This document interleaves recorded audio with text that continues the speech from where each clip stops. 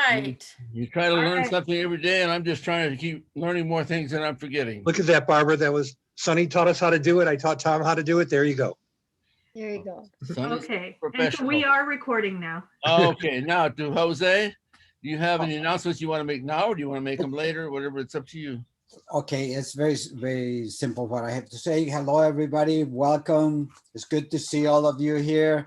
And the only invitation I have is for Sunday, 1 p.m., where we're going to resume our area contest. As some of you know, if not all of you, we were kicked out of Zoom. So we have areas 3, 4, and in Division A, we have 5 that we will be doing on Sunday at 1 p.m. So we hope to see you there. And let's have a great meeting. Back to you, Tom. Okay, thank you. Thank you, Jose. Sometime I won't do it now, but I want Jose to think about if there are any dates in May that my wife might conduct that World Culture Day we talked about. You take a look and we can talk later or something. Okay. I Okay. think May would be a good time. Let's talk tomorrow if you can. Okay, let's get on to the tours at hand. Hopefully a few more people will still attend. I know some clubs that have meetings in the evening and they leave from there. And so they show up partway through, but we'll see what happens now. We have, I had one quick question I want to mention, and that is I've had contact today with the Gavel Club, and they have 8 members in that Gavel Club, and ages 8 to 17. And we're going to be looking for people who would like to one-on-one mentor those members of that Gavel Club. So if you are interested in that, let me know specifically. Also, if you are in a contest, as we heard about earlier with our members, if you're one of our members that were in a contest, you want to brag, send me an email and maybe I'll get a chance to mention it next time. Okay, with that, let's get the ball rolling with our accredited speaker, Ed. Take it away, Ed. You are in charge of the rest of the meeting and I get to take a nap. No, I'm not going to do that because I know Barbara won't let me. She'll be so exciting. She's going to get after me. Watch my, okay. Ed, go take it. I don't know, Tom, putting me in charge of the rest of the meeting, that could be a very dangerous act on your part. But I'll do my best to not do anything that would get me into trouble. Oh, no. So, Tom, let me just clarify which speaker is first. Okay, Because, we'll go with Barbara first. Very good. If that's okay with Barbara. Beauty before age. That makes sense. Well, here's what you may know about our first speaker, Barbara Khozam. If you read the flyer that went out, Barbara Khozam, I love that name, Khozam, has been consulting, training, and speaking about customer service for more than 17 years. Team Khozam has worked with clients of all shapes and sizes, from the Ramona thrift store to Kaiser Permanente. Through her unique consulting services, Barbara and her team help businesses create cultures of service in which employees become customer advocates. Ultimately and consistently, the results are extremely loyal and happy customers and a profitable bottom line. Barbara is the author of How Organizations Deliver BAD Customer Service and Strategies to Turn It Around. Today's program, you're going to learn how to, so some of the things you will learn will be the 3 biggest mistakes clubs make with customer service and how to avoid them, how to gain and maintain repeat members, and ways to identify and avoid the most common member turnoffs. With a topic entitled How to Treat Guests at Your Club. What you may not know about our guest is she is the 3rd woman to have earned both the CSP and National Speakers Association in 2019. She's only one of 3 who have done that. She is also the 14th female to become an accredited speaker. She is in the class of 2014, number 66. and something else you probably didn't know about our guest. In her Oh. spare time, she is a fanatic about beach volleyball and plays every chance she gets. You may not know she was in the 2000 Summer Olympics and won a gold medal. I was? Oh, wait. Oh, It doesn't I say didn't know that that. here. Oh. Well, Barbara, you said do whatever I want. Oh. I have it right here. So, I'm just embellishing a little bit. All right. Please join me in welcoming our guest today, Barbara Khozam. Hello, everybody. Yay, I love all the hands. I love to see you all. I'm so happy to be here today. I'm going to share my screen with you. I have a lot of wonderful things planned. Tell me if you can see this thing. Can you see my screen? Yes? We have a thumbs up. Yes. You can see. All right, good. Hold on a second. All right. Welcome. And it's 7 to 9 p.m. on a Wednesday. Congratulations for being here with me today. We are going to dive right in. So let's get going. So I'm going to, by the way, be using the chat feature a lot. My first question for you is this, and I want you to type into the chat. Why is creating an extraordinary experience and by the way, I'm going to be talking today not just about guests, but about members as well. So it's customer service all around.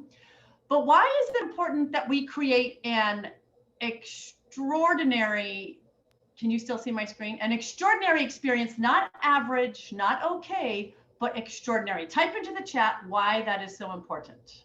What do you think?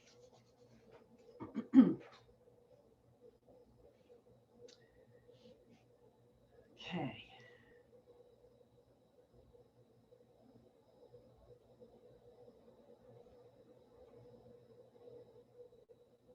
Okay, so you want people to return. Good. Guests come back and they join. Good. Otherwise, many will find something else to do. That's right. It's memorable. I like that. And people have other choices. Yes, they do. We want to make meetings enjoyable. It's a respectful thing to do. Best way to show value. Yes, these are all very correct. We should offer our best every time we meet. Yes. So when our guests and members have an extraordinary experience, they probably like it. And they probably tell others. And maybe they join our club, and they not only join, but they become officers. You don't have to appoint them when they leave the Zoom meeting. No, they actually offer to become an officer. Oh, isn't that exciting? So lots of great things. Plus, let's dig a little deeper. When your guests have a great experience and a problem arises, because a problem will always arise, they will be flexible. See, if they have this great experience, if they know you care and they've had these great memories, they'll negotiate, they'll communicate. But think about the people, maybe like a guest has an experience that's not so great. It's the first time they visit and they never come back. Have you ever had that happen? Well, why does that happen? We don't know. So when they have a great experience, they'll tell us. So there's lots of great reasons why this extraordinary experience is important. It's great for your club. It's great for you. It's great for your guests and your members. So that's what we're going to talk about this session. I like this quote by this guy named Jack Prim, and that is, service is our only sustainable competitive advantage over our competition. Your members have choices, right? There's lots of choices at Toastmasters clubs. Why do guests and members choose your club over every other club? I bet it's how you make them feel. It's how they experience us. So, and I'm so passionate about experience and service is it doesn't take a lot of time. It doesn't take a lot of time to create this extraordinary experience. What does it take? It takes presence. Presence with each person, each moment, so that we don't have a missed opportunity. In fact, here's another quote that I really like. People remember moments, not days. People remember moments, not days. I mean, think about your birthday. Unless your birthday was yesterday, I bet you don't remember every minute of that day. But what do you remember? I bet you remember the phone call, from that long lost friend, or that email from your cousin you haven't seen or heard from in a while, that Facebook post that was really specific to you. That's what you remember. It's not the whole thing, it's those moments, because those moments create memories, and those memories are what people talk about. In fact, let me give you an example. A lot of my clients are in the healthcare industry. And so I am a professional mystery patient. I've taken my clothes off for a lot of people. Anyway, focus. So what happened was I was doing a mystery patient visit. I was sitting in a reception office, like the waiting area. A patient walks in and says, "Oh yeah, and last week was my birthday." And the receptionist said, "Okay, fill in the paperwork." But what could she have said? "Happy belated birthday, 29 again, looking good," right? Say something. What if someone says, "Oh, I just got my nails done today." You say, "Oh, purple's my favorite color," right? Say something. See, here's the deal. Your guests and your members throw the bait out at you. They throw it out at you. It's hanging in front of your face. All you have to do is grab it. Grab it, because in the process, you're creating a moment, you're creating a memory, and that's what people will talk about. Pretty cool, huh? Doesn't take a lot of time. That's what I like about it. Okay, so here's the objectives, the order in which we're going to cover things today. I probably have about 3 hours of material that we're going to squish into 45 minutes. So first thing we're going to do is talk about the rationale. We already did this. Wow, that's pretty cool. We're then going to review some important customer service statistics. So these statistics are for corporate America, but we're going to apply it to Toastmasters clubs. Then we're going to learn the 5 steps to wow guests, which can include members. You're going to help me with this part. We're going to learn in the process how to gain and maintain repeat members. And at the very end, I want you to write down 2 things that you learned that you can work on after you leave here. Not 5, not 10, just 2. Okay, so let me tell you a little bit about myself. Edwin did a great job of reading my professional bio. I will now share with you reality. So my name is Barbara Khozam. You can call me Barbara Khozam. Telemarketers call me Barbara Khozam. She's never home, and people from Nebraska call me Ms. Shazam. Doesn't matter at this point. But I grew up in Northern California. As you can see, I was a tap dancer extraordinaire. If you look closely at the shoes, you'll see that I spray painted them silver. That's how good I was. Grew up a little bit, went to high school, was a lovely high school person. Some of you are laughing. Roz, you're laughing out loud, really? Wow, okay. You all have pictures just like this. You just don't choose to show people you don't know. Now, for me, the unibrow was in during that time, as was the perm. Anybody suffer through a perm? Yeah, Edwin did, yes. Okay, and let's not forget the braces.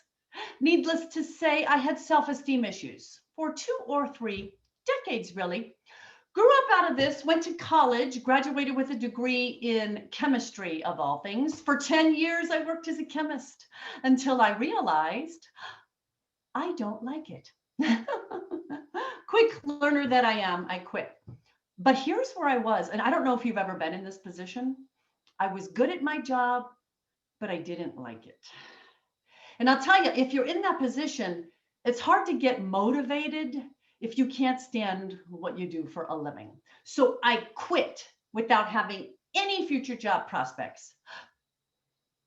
Don't do that, by the way. 8 lonely poor months later, though, I became a seminar leader. So for 10 years, I traveled all over the world teaching seminars until I realized, yeah, I don't like that either. So 7 years ago, went out on my own, started my own company. Now I do customer service consulting. So this is a picture of me speaking around the world. This is me at a speaking contest. But here's what I do now, and I love it. So I work with small companies and large companies all around customer service and my business motto, which is bringing manners back to business. Because I truly believe when leaders treat employees well, employees treat customers well. And it's the same thing with us, right? So that's what I do now. I love it. This is my profile picture. Actually, this is my Match.com profile picture. It's also on Tinder and Bumble and Grindr, just for the heck of it. And this is a date that I get as a result. No, I'm kidding. That's my ex-husband. Good. Okay, so let's jump in to these customer service statistics. Okay, and let's apply them to Toastmasters. So look at this first one.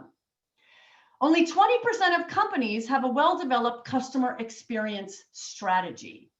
So that means there's no structure behind the customer service. So that means a guest comes to a Zoom meeting and like no one's responsible for greeting them, or they walk in the door and like it's just all willy-nilly. So there's no structure, like there's no one in charge. There's no protocol for customer service. In fact, if we dig a little deeper here, we'll see that what creates a customer experience, it's two pieces of the puzzle. It's workflows and behaviors, which create the experience and shape the perception of fare. It's not just someone, oh, hi, welcome. It's workflow, it's structure around it. So when we have these two together, now we can get a consistent level and experience of service. And actually, that's what I help my clients do. I help create those workflows. So let's look at our second statistic here. Look at this one. 80% of companies think they provide great service, but only 8% of customers agree. Isn't that interesting? 80% of companies, they think they're all that, but what's not happening, they're not getting the feedback. So that's my question for you. Are you getting regular feedback from your members? Are you getting feedback from your guests? If they come once and don't return, are we asking them? Are we calling, emailing, and getting that feedback? Because we think we're great when there may be some problems. So we need to get that consistent feedback. Ooh, look at this one. Of customers who switched to a competitor, up to 80% said they were satisfied before making the switch. See, customer satisfaction, that doesn't cut it anymore. When people, members, guests are satisfied, that means what? Ooh, satisfied's what? Like, yeah, it was good, you know, it was okay. But satisfied members are easily wooed by clubs that treat them better. So we don't want people to be just satisfied anymore. We want them to be our advocates. We want them to love us. That's why the extraordinary experience is so important. Okay, how about this next one? 70% of buying experiences are based on how the customer feels they're being treated, not how they actually are, but how they feel they're being treated. Okay, I'm going to share with you a story to illustrate this. So last year, my mom and my sister-in-law wanted to go to a restaurant together. So I got a referral, sent them on their way. After they ate at the restaurant, I interviewed each of them separately to find out about their experience. I wanted to know if I needed to refer the restaurant or not. So I asked my sister-in-law, hey, how was that restaurant? And she said this, oh my gosh. It was oh my gosh, from the moment we drove in, it was awful. I mean, that valet person didn't even parked the van crooked. And oh, the hostess, she was wearing a red dress. Oh, and she was pregnant. And the waiter mispronounced my name. And so she was going on and on how horrible this place was. And I was like, oh my gosh, this is great. I'm going to write a blog post. It's going to go viral. This is going to be fantastic, right? But then I thought, well, let's talk to mom first, right? So I said, hey, mom, how was that restaurant? And she said, not only was the service good, but so was the food. What? How is this possible? We have two people sitting at the same table, at the same restaurant, at the same time, with two completely different experiences. How is this possible? Well, you know what? I think I figured it out. See, my sister-in-law is kind of a more negative person. My sister-in-law So she and I actually don't get very, she's kind of very negative and very critical. But what do you think my mom is like? My mom is a sweetheart. She is the sweetest lady you will ever meet. She and I are very different. So I think what happened is this. I think the staff communicated with them in kind. See, it's easy to be nice to nice people, right? That's easy. The challenge comes in being nice to the critical ones. And I bet you they were acting to her as she was to them. It's very interesting. But I want to dig a little deeper here on this whole feeling thing. I'm going to share with you this picture. I saw this on, I'm going to blow this up for you here, but this quote was on the wall of one of my clients up in San Francisco. Look at this quote. Your smile is your logo. Your personality is your business card. How you leave others feeling after having an experience with you is your trademark. So that's what I want you to think about. What can you do to have your guests and members leaving with a feeling of positivity? What can you do?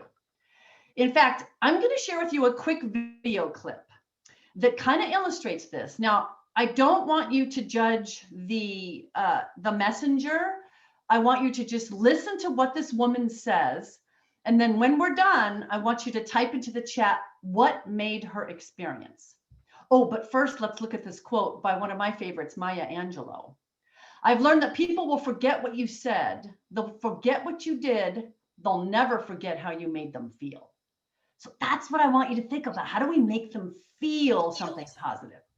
So let's look at this video clip. And if you could give me a thumbs up if you can hear it, that would be fantastic. Here we go. It's only 2 minutes. Let me tell you something.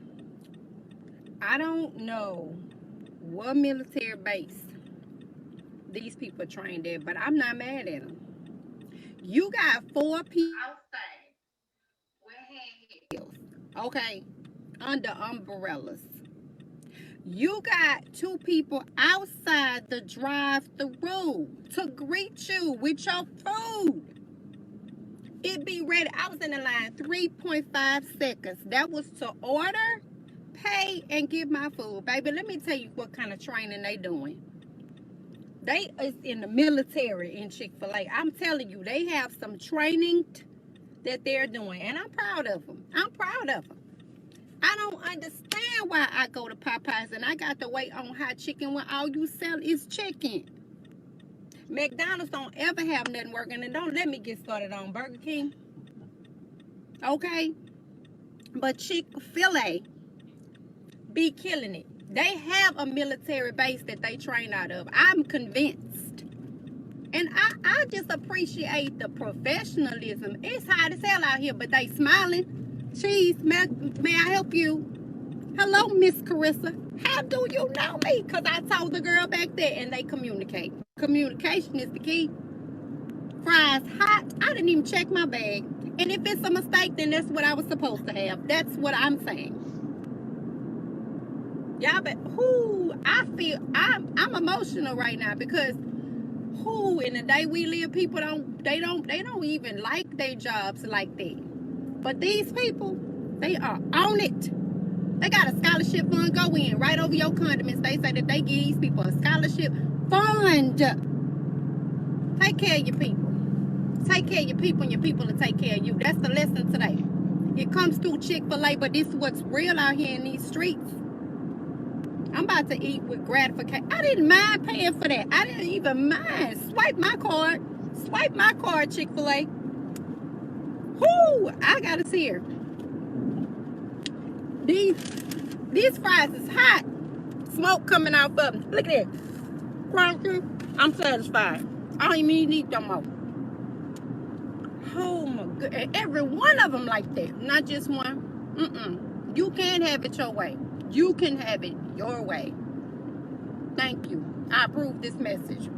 Feliz Navidad. All right. Okay, so I want you to type into, I know, pretty good, right? She covers basically everything that I teach in customer service, she actually covers. So I want you to type into the chat what specifically happened that made her So emotional. What happened? Type it into the chat. What do you think?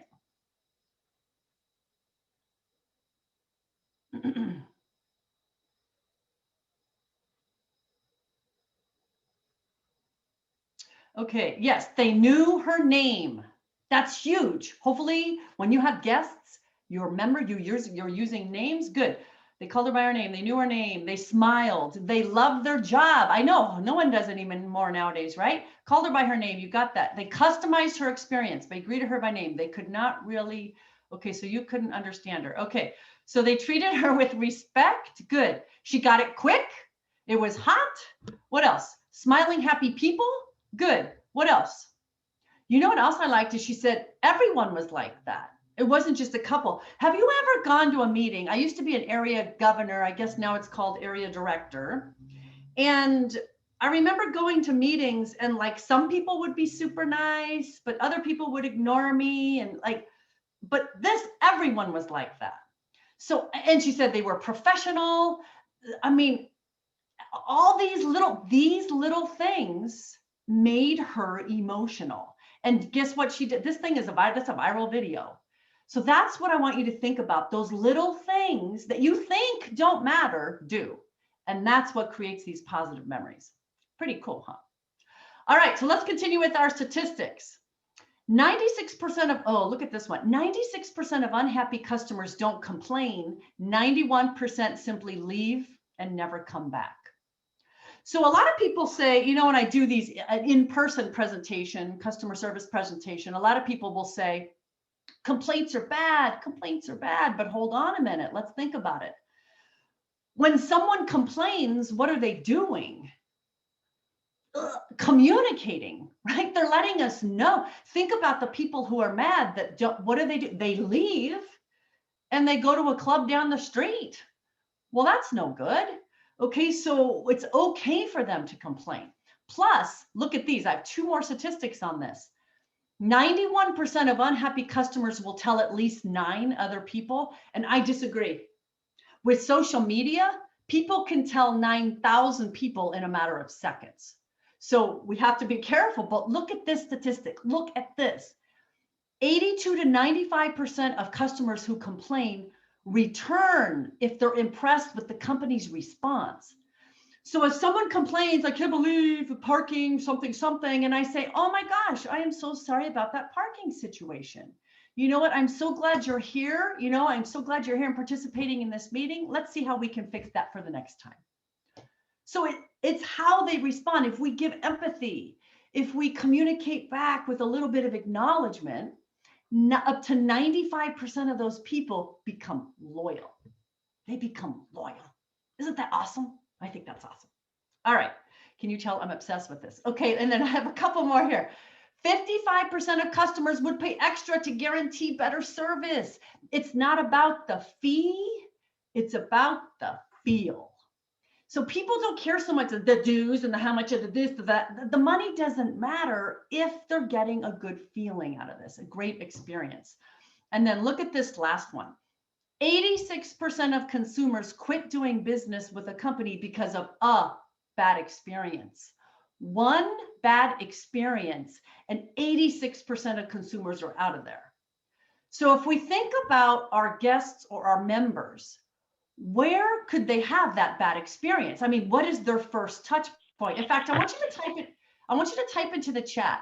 What is your guest's first touch point with your club? What is their first touch point? I want you to type it into the chat. What is it? Since we're doing Zoom nowadays, what is it?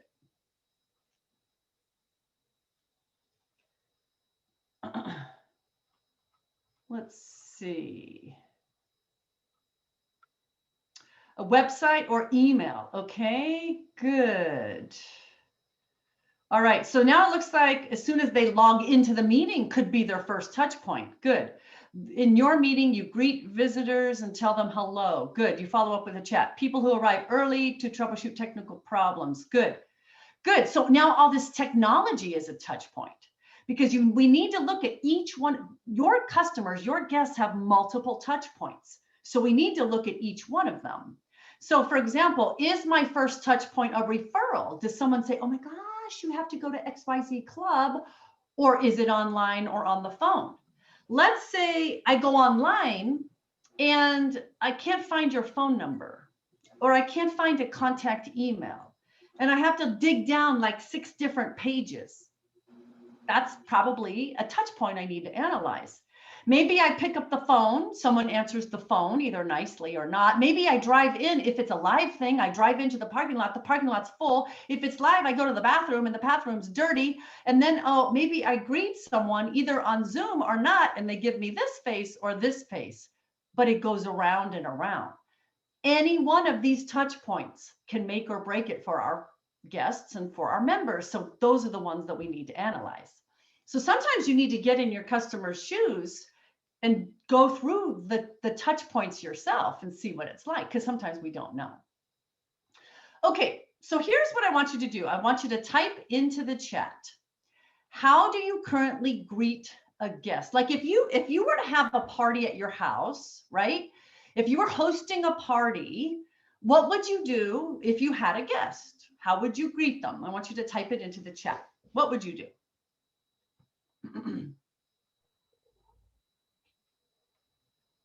You would welcome, say hello, smile, ask them a question. Isn't that nice? Yes. What else? What else would you do? If you had a party, you're hosting a party pre-COVID and people actually came to your house, how would you greet them? What would you do?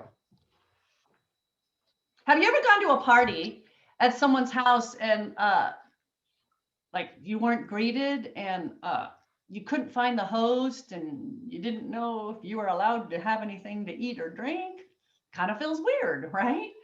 So our club greets guests so profusely that it feels almost artificial. This is Roger. It's good on paper, but we have to make sure it's not over the top. Good point, right? We don't want to be over the top. I greet guests at the front door, take their coats, start introducing them around. Oh, I like that, Jana. I want to go to one of your parties. You offer refreshments. Good. Whatever would make them feel like where they are is the best place they need to be at that time. Exactly. By the way, how soon after a guest arrives do we need to acknowledge them? Whether it's Zoom or in person. What do you think? Type that into the chat. How soon? Like 10 minutes. Good. Immediately, 5 seconds, says Michael. Good. If possible, immediately, first thing. Good. So you all know this. It needs to happen right away, right? Especially if it's the first time they're coming to a meeting, some kind of acknowledgement. All right, you got it. So what we're going to do next is we're going to review 5 ways to wow guests. And I'm going to ask you to participate as we go along the way here. So the first thing is the greeting, which we just talked about. So if it's an in-person meeting, you may have the mask. It might be a Zoom meeting. But either way, we're probably going to have to make some kind of eye contact. Now, one thing I've noticed with Zoom meetings is people will look down. Like right now, I'm looking at the camera because I want you to think I'm looking at you. But a lot of people, when they're talking to each other, they'll look down. But then if I'm looking down, I don't think you're talking to me. So it's just sometimes we want to make sure if you're addressing a guest, to make sure you're addressing the camera, especially now with your other members, you could probably get away, but we want to make sure we're doing that. Smiling. A lot of people like to debate me about smiling, but okay, I want you to type this in the chat. Is smiling important? Yes or no? What do you think? Your answers are going to be yes or no. Oh gosh. Smiling, 10 out of 10. It's critical. It's very important. Good. So, and does it hurt your face sometimes? But it's contagious. It's certainly, well, it makes you look younger, I heard. I don't know. But smiling is important. It can be done Zoom or not. Now, handshakes, if you're in person, maybe not anymore. But I'm a big proponent, if it's a face-to-face meeting, of name badges. If not, then on the Zoom, we've got our, I love this about Zoom is it has names. What I would encourage you to do, especially with guests, is maybe put your role maybe put something personal about yourself, change your name to your nickname, but we could definitely make this, we could take better advantage, I think, of the name situation. You know, like if you have a sergeant at arms, if you have a president or vote counter even, you could change these so easily. It would be nice for a guest to know who you are and what you do, just so they can feel comfortable. So why is it important that a guest knows your name?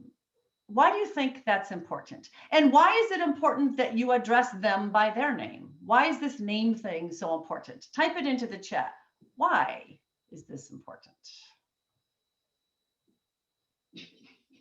Good, they feel recognized. Good, what else? Using names. So they're part of the group. Good, what else? It's a connection, absolutely. Dale Carnegie says a person's name is the sweetest words to them. That's right. The sweetest sound to their ears is the sound of their own name. If you leave this session with nothing but one thing, it's gotta be this. Customer experience, customer loyalty is driven by personal connection, by personal relationships, not texts, not people being processed. But two human beings connecting is what drives the customer experience. This name thing is huge. In fact, if you want to set yourself apart from all the other clubs, do this. Use the guest and the member's name. Use the correct name that they want to be called by, not the one you think they want to be called. But if you get this down, oh my gosh, you will blow away your competition. Nobody does this. When I go places, what am I called? Oh, ma'am, ma'am, sometimes sir, mostly ma'am, but it doesn't make me feel special.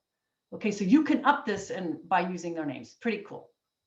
Okay, so we already talked about this. What are some ways you greet guests or members at your club? So let's say it's a Zoom meeting, because we're doing a lot of Zoom now. What are some things you can do to greet guests or members? What can you do? Type it into the chat. Oh, I like that. Hi, Barbara. So glad you're here. Thank you, Michael. Oh my gosh, I love that. I like that. What else can you do? You connect memories of them with their name. Oh, that's good, Tom. Right. What else can you do to greet guests and members? Okay, is that it? We're going to say hi, use their name. All right, that sounds good. I'm going to test you on this later. Okay, so let's look at the second step in how to wow guests. Step number 2 is to inquire. So that means you're going to ask questions about themselves, about them. And then you're going to what? Listen. Okay, and to listen, we're going to make eye contact. But then we're probably going to need to inform them. We're probably going to have to educate them. So here are some possible suggestions with guests in particulars. Maybe give or send them a guest packet.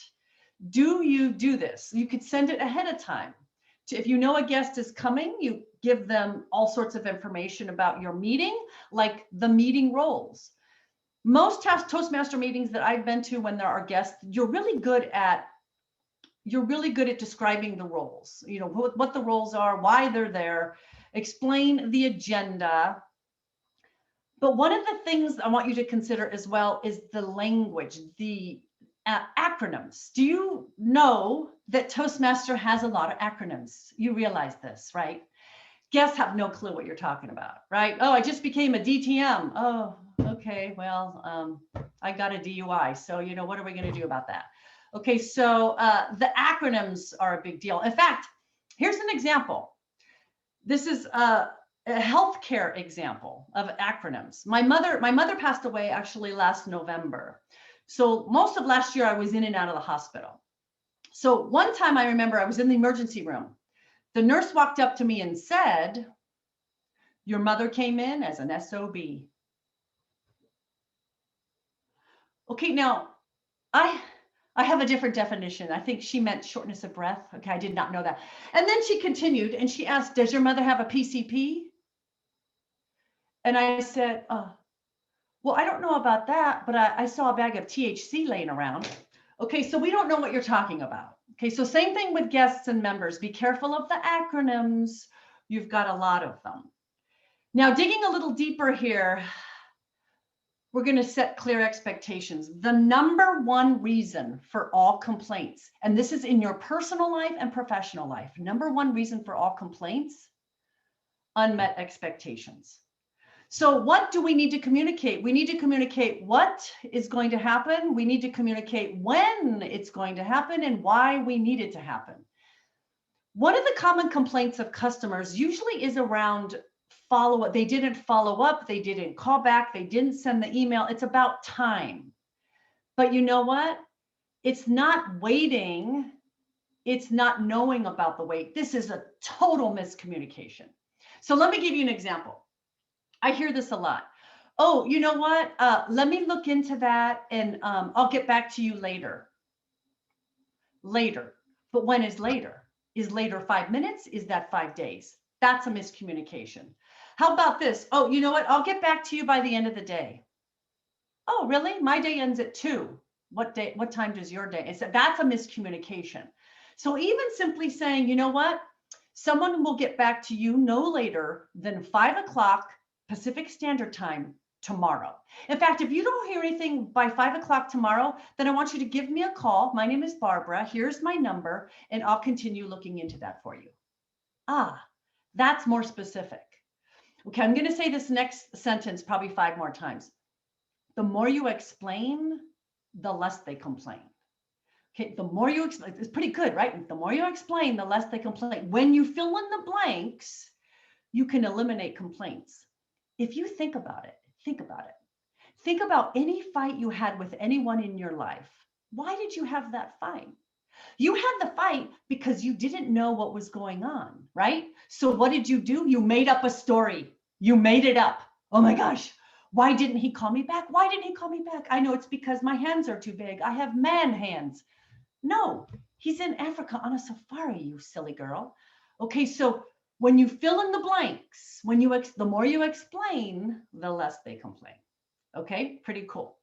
And then what I want you to do is look for the unexpected extra step and take it. Look for the unexpected extra step. So that means when a guest or a member is talking and they're saying something like, wow, you know, I've got this meeting coming up in 2 weeks. I'm really nervous about giving my presentation. Ah, okay, that's something you can help them with. You know what? Well, I know you've got that meeting in 2 weeks. Well, here are 2 tips that can help you prepare. Okay, so it's listening to what they're saying and then acting on that. Pretty cool. I like this quote. People don't care how much you know until they know how much you care. Okay, you've all heard this, and this was by Theodore Roosevelt. I also heard that Mark Twain said it, and I also heard John Maxwell said it, but you know, I just said it, so maybe I said it. So, you know, who knows? All right, cool. Step number 3 in wowing guests is involve them. So get them involved. So I don't know if it's in person. If they're in person, you'll have them sign a guest book, right? You're going to leave name, numbers, and such. If it's virtual, you're probably going to get their name, their email, their phone number, so you can follow up. I particularly like this one, especially with guests at the beginning, have them introduce themselves. People come to Toastmasters in general because they're afraid of speaking in public. So ask them to introduce themselves. How did they find out about the club? Tell them a little bit about. Have them participate in table topics if they're up for it. If they're not, then at the end, ask for their opinion. Barbara, what did you think of our meeting? We would love to get the feedback. So now they're starting to participate, starting to get the hang of speaking in public. It's a nice way to get them involved. Okay, so now I want to hear from you. What do you do in your clubs for extra steps, or what do you do to get your guests involved? What do you do? I want you to type it into the chat. What is it?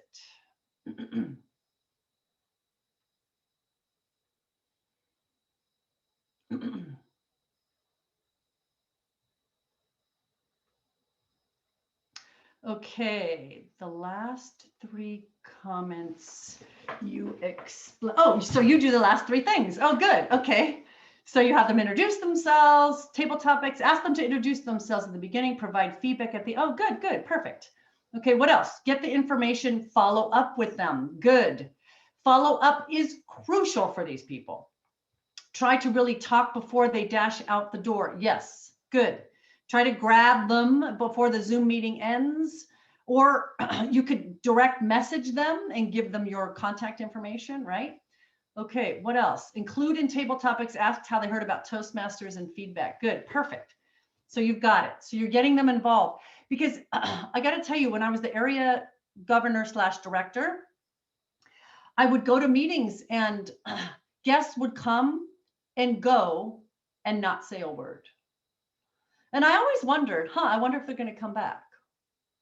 You know, like they weren't involved at all. They just sat there and they just kind of looked at the agenda, and no, I mean, people said hi, but they never ever stood up or said anything. So I always wondered about that. I think the more involved, in my opinion, the more involved you get, the more they'll want to join. Step number 4, is laughter. Oh my God, is it okay to have fun in these meetings? Yes, please have fun. Make evaluations helpful and supportive and fun. They could be fun. Oh my gosh, laugh.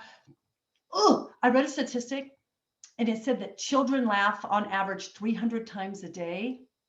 Adults, 15. It's depressing, right? In fact, you know, I was going to tell you a coronavirus joke, but it would take 2 weeks to see if you got it. Connor, are you paying attention? Okay, anyway. Oh, he's going to read me for that one. Okay, and then watch their body language. Okay, these guests, when you're using the humor, watch their body language during the meeting. I mean, if they look like this, what kind of message does this send? What is, concerned, anxious, constipated? What kind of message does this one send? His knees hurt, his back hurts, but look, this is reality. Can you see the tagline? It's the painless cure with a happy ending. Do you get it? Nothing? No? I don't know. I'm trying, Connor. I'm trying. How about this? What message are these people sending? What is it? Is it love or happiness? And why? Because they're smiling, eye contact. What is he saying to her? Yo, Edna, I got the Viagra, but she's hard of hearing and thinks they're going to Niagara, and she's super happy about the trip. Yeah, that's too much. I know, it's over the top. Okay, and then finally, step number 5 in ways to wow your guest is follow up. Oh my gosh. So before they leave, tell it, what is the next step? I will follow up with you, or you will follow up with me, or so-and-so will send you an email, or so-and-so will do this, or click on this link. But that needs to be clear. What is the next step? Set a time for follow-up so you can answer questions. You can send them the application. I like emailing or calling within 24 hours. If you wait longer than 24 hours, out of sight, out of mind, they forget about you. And I like mailing. I like it when people mail physical, do you remember thank you notes, like the paper ones? Yeah, no one gets those or sends those anymore. And then add them to your communication channels, Facebook, Instagram, LinkedIn, newsletters, getting them on there. The more you get them involved, the more they can follow up. Okay, now it's your turn. I want to hear from you. What are some other things you do in your clubs to wow guests and members? So type it into the chat. I want to hear some new ideas here. What do you do? And you're like, yeah, we're super excited about this.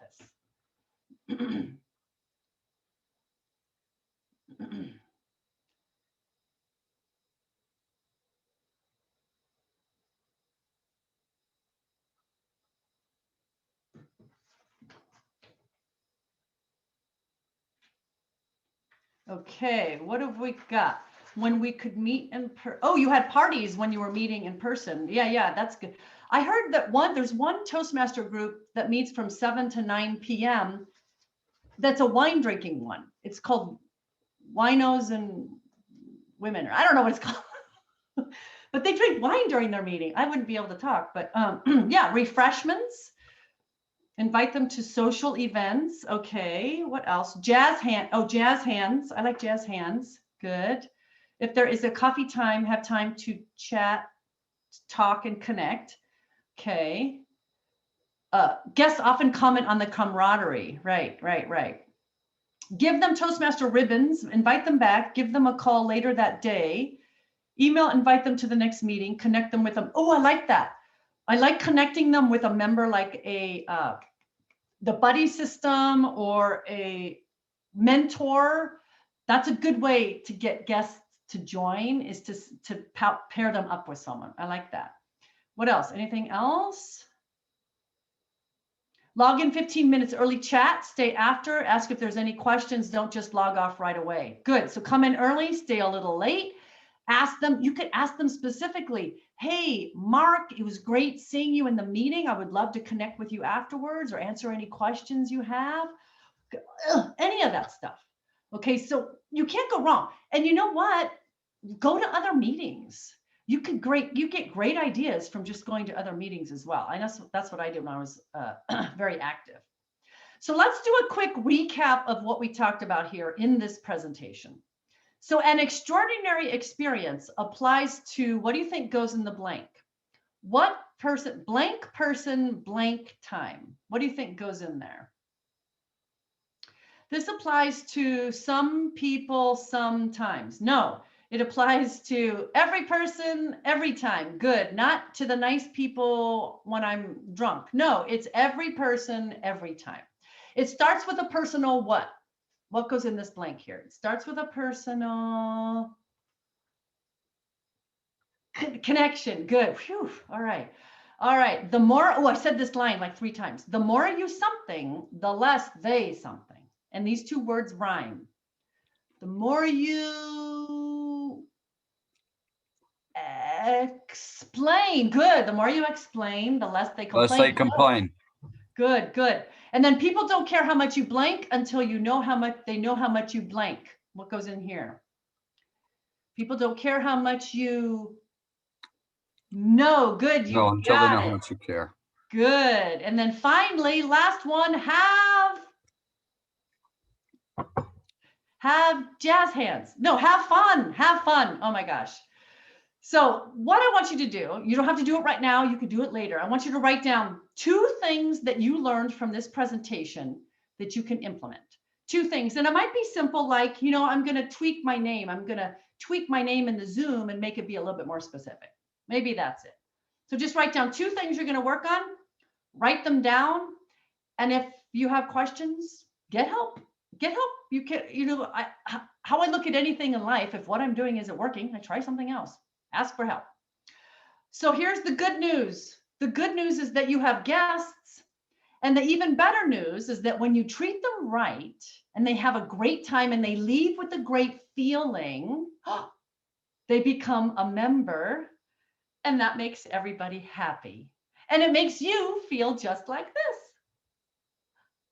A kitty cat. All right, we are all done, everybody. Yay, thank you so much for being here. Yay, most of you stayed awake. That's exciting. All right. Let me know if you have any questions. Thank you so much, Barbara. That was an awesome presentation. Magical. I'm still going to call you Khozam because I just love that magical sound of that. Thank you so much. My pleasure. Anybody have any quick questions for Barbara before we move on to speaker number 2? Okay, I see a question Alrighty. from Michael. How do we balance without overdoing it? What do you mean by that? I guess it was shorthand, Barbara. Well, sometimes it's like, you know, it's so overwhelming. Can you want to do this? Do you want to do this? I'll have someone call you. Do you want to come to our next meeting? Or do you want to join? And it's like, oh my God, I just want to, we get so intense. So you know what? What I found to be successful is when certain people are responsible for certain activities. Like, I'm going to be responsible for sending a follow-up email, and you're going to do the phone call. And like, I don't do it all, you know, and because this is what I've noticed when I'm a guest is sometimes when I come in and I ask people, well, who's responsible for greeting them? And they say everybody. But if everyone thinks they're responsible, guess who ends up doing it? No one. So break it down to what those little tasks are, and then you assign it to people. Then it's not so overwhelming. I didn't mean overwhelming for the club members. I meant for the guests. Oh, for the guests. Well, you know what? Overwhelm them. If 10 people invited me to join and 8 people called me and I got 10 emails, Yeah, no, that's too I'd many. run fast. No, that's why we're gonna have like one person's gonna email and one person's gonna call. You know, you're right, not 10, just the ones that we make responsible for that. That would be better, I think. Excellent. Do we have another question for Barbara?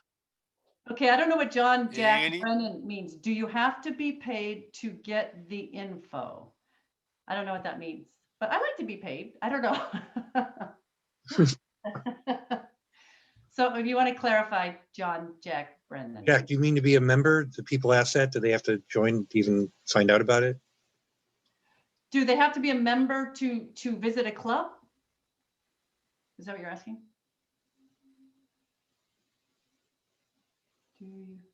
Do they have to be a paid member to get the general invitation to the meeting? I don't think so. Not in. Some people have told me that, so okay. Oh, really? Oh, yeah, no. Well, not in the clubs that I've been to. So I think No. that's what the person who invites them has to be very clear. Right, Hey, no problem. You don't have to be a member. You can come as much as you want up to the, whatever you want to say. right. Yeah, some Yeah, people say exactly. you can come up to 6 times before you become a member or something. No, But that's it's a good all point. about the expectation, like set the expectation up front. That's a great. We're afraid to do that sometimes. Oh. Yeah. Hey, you've been coming for 22 weeks. It's time to join. No. I can't go to the gym 22 weeks in a row for free, right? Why would I do that? No, No, you don't want to devalue it, Ooh, guys, that's a great. Thank you, Barbara. It's a valuable organization, so we don't want to just say, oh, it's free. No, it's not free. No, We normally allow 3 visits and then we tell them, okay, do you want to join? So, but we do mention it to them. Okay, good. Perfect. Cool. All right. All right, excellent. Very good. Thanks so much, Barbara. We really appreciate you visiting us Bye. here. And you're actually not too awful far away from us, right? No. You're somewhere in San Diego County? Yeah, I'm in Escondido. Okay. Yeah. Well, I'm in Murrieta, so we're practically neighbors. Oh, yes, we are. All right, very good. Thank you so much. All right, it is time for our second speaker of the night. Before he moved to the United States sometime in the last century, from his beloved Ireland, one of his work colleagues told Conor that he'd probably join some weird cult. Conor joined Toastmasters and got hooked. One of less than 90 accredited speakers in the history of Toastmasters, this man really believes in the benefits of Toastmasters. He works diligently to improve his skill set, which is why he is currently close to finishing his second DTM, which his wife says stands for Delirious Toastmaster. Conor's mission as a keynote speaker is to improve people, performance, and productivity with a smile. So sit up straight, pick that piece of broccoli from your teeth, get out your iPad, iPhone, smartphone, tablet, or what do they call those things? Yes, pen and paper, and start taking notes as Conor Cunneen talks to us on adding humor to your presentation. Conor. Thank you, Ed, for that. I'm just out walking the land at the moment, and I just found this camera here in front of me. Is it working, the camera? Let's see. Hey, gang, it is working. It is working. Conor Cunneen, IrishmanSpeaks here. Ouch, sorry, that hurt. What I want to speak to you about tonight is adding humor to your presentation. Now, Barbara did comment earlier that setting expectations was a critical element of good customer service. Tom, in an email sent to me earlier today, said he's looking forward to a great presentation. I want to assure you that he wasn't talking about my presentation, okay? I'm not sure what he was talking about, but it wasn't my one. what I would like to talk to you about today is how you can actually add humor to your presentation. And what you will see is that you don't have to be incredibly creative yourself in adding humor to your presentation. It's all around you. You actually have people laughing on a regular basis yourself that you don't pay attention to, which I will encourage you to do. You hear funny things from time to time that you don't pay attention to, that I will encourage you to do. And also what I would say to you is that when we're doing this presentation here this evening, we'll have some great crack. Yeah, crack, that's what I said. Oh, or let me explain something, gang, here. Crack in Ireland is the synonym for fun. Okay, so I don't know if anyone here has been to Ireland and in a social situation, you almost certainly would have heard the word crack. And basically it means having great fun. So for instance, if I go back to Ireland, hopefully in June, July of this year, one of the first questions I will be asked is, Conor, how's the crack? Or Conor, where's the crack? That basically is one of the major expressions. It's one of the kind of greetings really in Ireland. And in fact, I mean, what happened the last time I was there, someone said to me, we had great crack down with Father Murphy down at the church last night. Sounds strange, okay? But so we'll have some great crack here. By the way, if you're interested, crack is spelled C-R-A-I-C, but it's spelled pronounced crack. Now, the basic idea behind tonight's presentation is I'm going to help you to add humor to your presentation. And out of curiosity, just by raising hands, how many of you think that you are not funny? By raising your hands, how many of you are not funny? Okay, we got a group of comedians here, okay? All right, this is good, all right. So one of the things about adding humor to your presentation is that it is a process. And does anyone have any idea how many comedy writers Stephen Colbert has for his show? Anyone want to guess? You can shout it out. Ed, you're on mute. 5, 10. John Jack Brennan is way closer. He probably has about 14 or 15 comedy writers for his show. Now, here's the thing, gang. If someone like Stephen Colbert or Conan O'Brien or James Corden have 10 to 15 writers for their show, you can see how difficult it is to come up with humor. So you're saying, well, what am I going to do? But here, Barbara mentioned that we laugh about 15 times a day. Now, what I'm hoping is that most of you have only laughed about 13 times so far today. So we've got 2 more laughs to come, okay? But the thing is that if you laugh, let's say 15 times a day, I would bet that most of you cannot remember what you laughed at today. Most of you cannot remember what you laughed at yesterday. But think about this, gang. If you were to capture just once a day something that made you laugh, at the end of the year, you would have 365 pieces of humor, or 366 pieces of humor. Now, I'm not saying you're going to be able to use them all in your presentations, but what I am saying is that if you start capturing these kind of humorous elements, let's say you've got a whole universe of 365, surely there's going to be 5%, which would be about 18 pieces of humor that you can use in your Toastmasters presentations. And here is the thing about humorous presentations. There's a big difference between humorous presentations and stand-up comedy. The stand-up comic, I do a small bit of stand-up comedy, and it's I do just so I can have a cold sweat at the back of my neck kind of thing. Each of you who can recall when you went to Toastmasters for the first time and did your icebreaker, there's probably cold sweat in the back of your neck. When I go to comedy club I still have cold sweat in the back of my neck. I do it for 2 reasons. One is to, as a professional speaker, I want to be uncomfortable and not just get too blasé about things.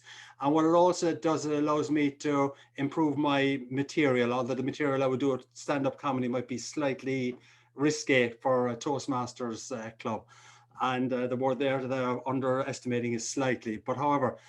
But the point is that if you can recall and adapt the kind of material that makes you laugh, or that you have said that will help people to laugh, that is going to be gold dust for you. And I'll give you some additional illustrations on that in a few minutes' time. Now, what I will do is, let's see what we got here. Hopefully share screen is working okay. Right, now, why am I not appearing on this here? Hold on. Conor, come here.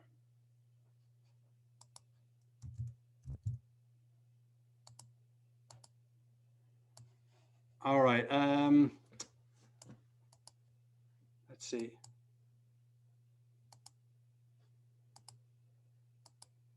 I apologize. Talk amongst yourselves there for the next 45 minutes, okay, while I solve these technical problems. Okay, we're going to share screen a different way.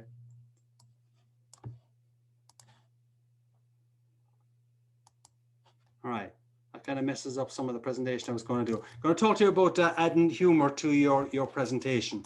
Now, I want to say to you a public service announcement as well. Any of you who are suffering from heart failure or have a bad breath, I would ask you to be very careful during this presentation, because there may be a few good laughs in it, and we don't want anyone to just kind of croak during the Toastmasters meeting. That wouldn't be ideal by any standards.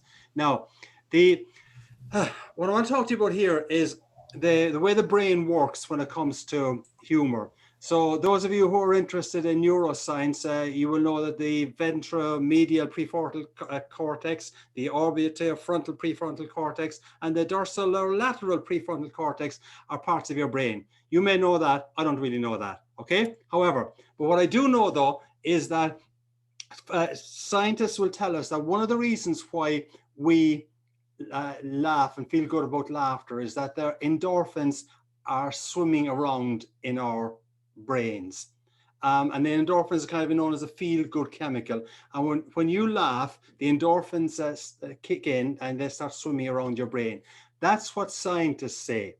I want you to know that I don't believe that. What I actually believe is swimming around in your brain is not endorphins, but endorphins.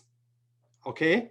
And the reason why I say that is that when you think about it, when was the last time you smiled when you saw an endorphin? Okay, no one did. Okay, when was the last time you smiled when you saw a dolphin? Just a couple of seconds ago.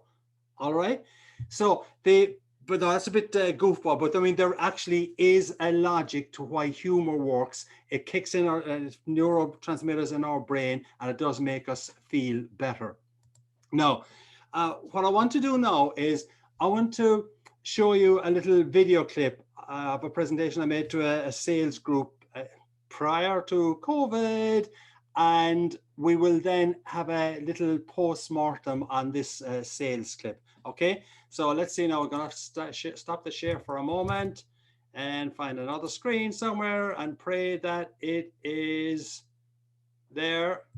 And again, I say to you, good Lord, hold on, we've lost it again.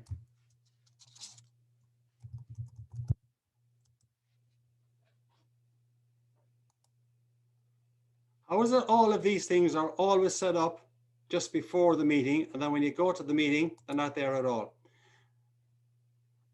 So this is a little story, and we'll then do a post-mortem on it, and we will have some learnings from it as well. So come along. Where are we now? Share screen, go back to share screen, and yeah, optimize. Okay.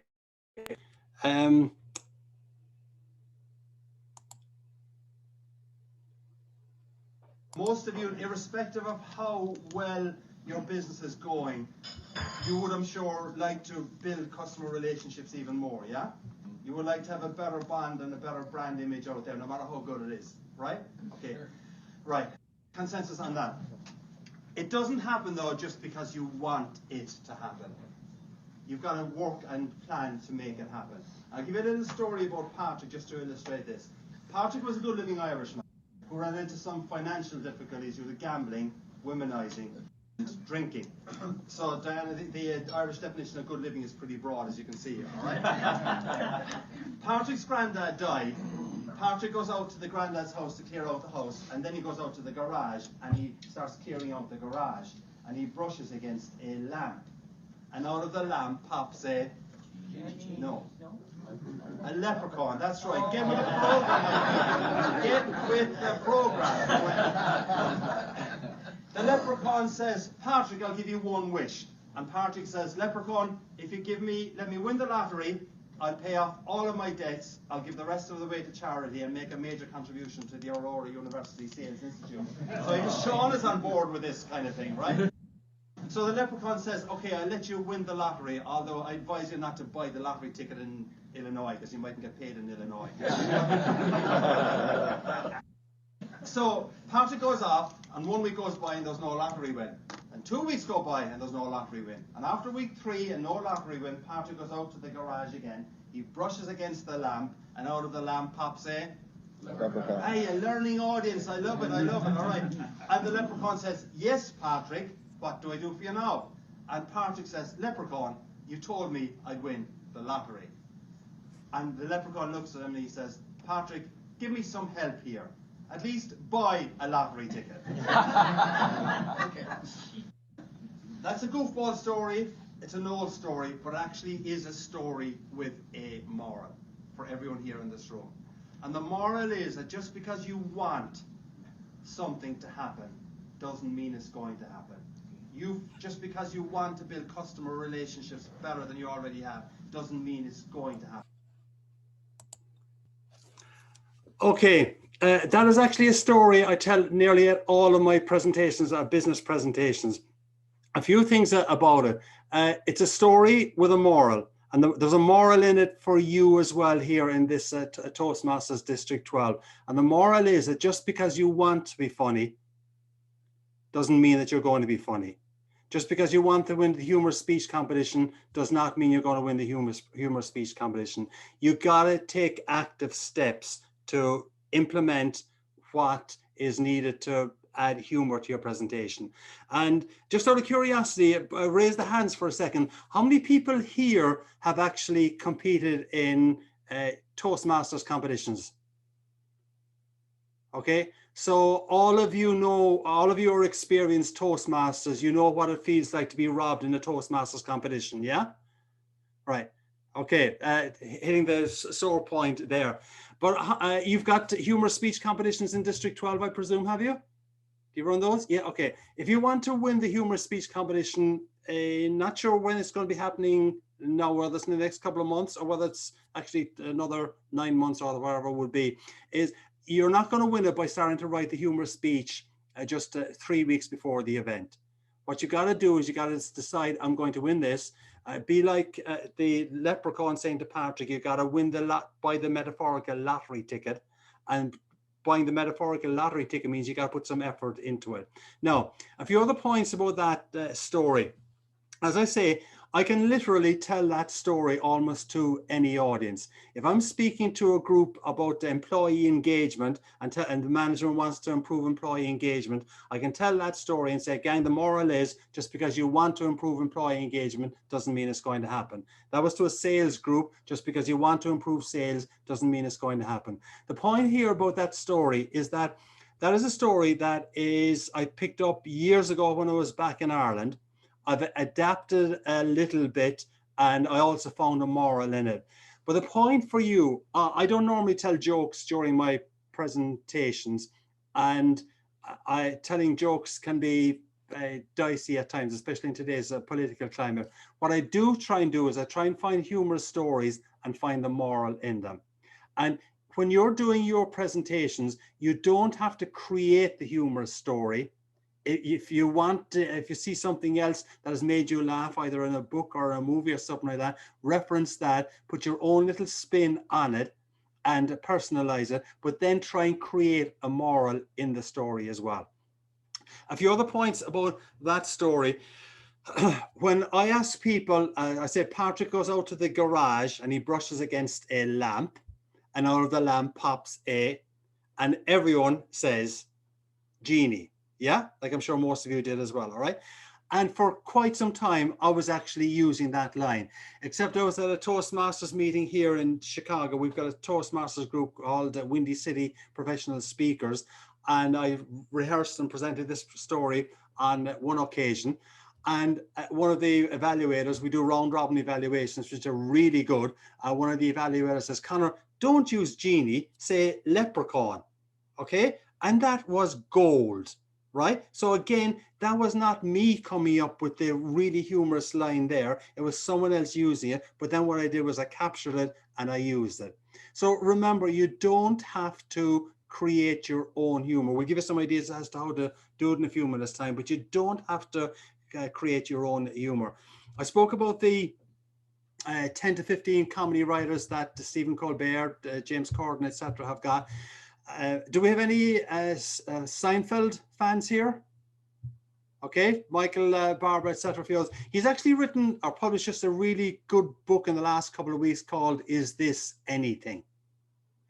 And if you know anything about Seinfeld's writing process, what Seinfeld does literally 5 days a week is he'll go into his office somewhere, and I think he lives in California somewhere. He goes into his office, he takes out a yellow legal pad, and he writes for 3 or 4 hours. He'll start with just one idea, and he'll try and scope it out, going this direction, going that direction, going this direction, etc. Some kind of associated words that might tie in with what he's thinking about. But he will work for 2 or 3, 4 hours a day trying to craft his material. If you're interested, the book he has just published is called Is This Anything? And what he's actually done in the book is that Jerry Seinfeld has got gazillion yellow legal pads. He's kept everything that he has written since the 1970s, early 1980s. And in the book, he's actually just written down all of his jokes and published them. And actually, if you think about it, they're not really jokes, they're kind of observations of life. What I found interesting, I drop in and try and watch Johnny Carson from time to time on one of the channels here. And Seinfeld was actually on an episode last week, one of the earlier times he was on Johnny Carson. And he was telling a story about Halloween and going around collecting candy, etc. That story is actually in the book, Is This Anything? And he almost did a word for word on Johnny Carson. Point is that he spends a lot of time prepping his material. You need to spend time prepping your material. Now, how do you prep material? One of the ways to do it is make sure that you've got a pen and pencil or an iPhone, Android, or whatever it is. On my iPhone here, I have got a file called Adden Humur. Okay, and every time I think of something that's humorous, I pop it into this iPhone here. Correction, Conor. Every time you think of something humorous that you remember to pop into the iPhone, you put it into the iPhone then. Because what happens is that if I don't put it in immediately, I think about it, 5 minutes later, all I know is I said something that I thought was funny, I've forgotten what it is, and I can't remember. So if you can develop a discipline that says, all right, I am going to win the next humor speech competition. But to do that, I got to do what Patrick didn't do. I've got to buy the metaphorical lottery ticket. For you, the metaphorical lottery ticket is the note-taking and capturing of material that you think is funny. And now the point is, you don't always know when you're going to use it. But what you've got is you've got a bank of material that you might be able to use sometime, somewhere, change it ever so slightly, etc. Okay, now I'm going to do some more screen share in a couple of seconds time, but does anyone have any questions so far on what I have covered? Do I need to clarify anything? Does it make sense to you? One of the things, by the way, I also should say is that when I got the original call from Tom Jemison to do this presentation, I actually thought it was a whiskey presentation we were going to be doing with his Jemison name. And of course, he then tells me I'm going to be speaking at 10 o'clock Chicago time to a group over in California. I should be in bed. Well, actually, I don't go to bed this early, but anyway. So does anyone have any questions they want to ask before I do some more screen share? Is this making sense to you? Yeah. Okay. All right. Let's see now what we got here. And we now go to the screen share again. Tell me about Patrick, Conor. Okay, we did that. No, the lessons from that, we've basically covered them. It's an old story. Pay attention to old stories that you remember. It's relevant and it's clean. You can use it anywhere. Find the moral in your jokes and adapt them, enhance them, or personalize them as you need to. One other point about the humor. I come from Ireland, where we're a bit more blasé and easygoing about, shall we say, profanity, okay? The Irish are pretty used to dropping F-bombs left, right, and center. In fact, a good Irish person can can put 3 F-bombs into a 4-word sentence. If you want coaching on that later on, I can provide it, but I won't do it now. But one of the other things, though, is that the way I adapted that story to the US audience. Originally, when I was telling the story, I was saying that Patrick ran into financial difficulties. He started praying to God, looking for some help and support. After a couple of days, the heavens opened. God came, looked down and said, Patrick, what can I do with you? So instead of using the leprechaun, I was using the God reference. I was doing a presentation down in Alabama to a very large audience on one occasion. And after the presentation, I was out in the parking lot. I was on a phone call to someone, and I saw one of the women that I knew was at the meeting driving by. But 5 minutes later, she comes back in. I'm just finishing up my phone call, and she said, Mr. Cunneen, I think is what she said, I really enjoyed your presentation, but when you told that story about God, I kind of turned off. And I thought, whoa, I mean, that is really being kind of sensitive. But I do appreciate, though, that some people are that sensitive. I'm still surprised at it. But what I thought was, look, that's a really good story. I don't want to mess it up. I don't want to upset people. And eventually, I thought about using the leprechaun, thanks to the guy in the Windy City Toastmasters as well. So the material you use, you can adapt it and adopt it for each particular audience. The last thing you want to do, especially at either a Toastmasters, well, any place, either a Toastmasters club or especially at a corporate engagement, is to offend anyone, because you are not going to get asked back, and you'll get the reputation for being a bit of a screwball or something like that.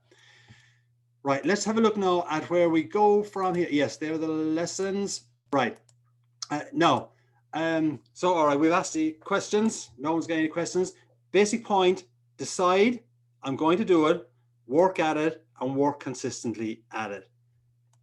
Now, what I would like to do now is I would like to give you an acronym that spells the word laugh, as you can see here, that provides 5 lessons that will help you to add humor to your presentation. I will just go through them very briefly here initially. Then I want to show you another story that I tell, and then we'll come back and we'll audit that and see how it ties in with the laugh concept. But basically, the ideas behind the laugh acronym is, 1, I've already said this, listen. And from now on, if you're serious about trying to add humor to your presentation, just pay attention to what made you laugh today, or what made you laugh tomorrow. What did you say that put a smile on someone's face?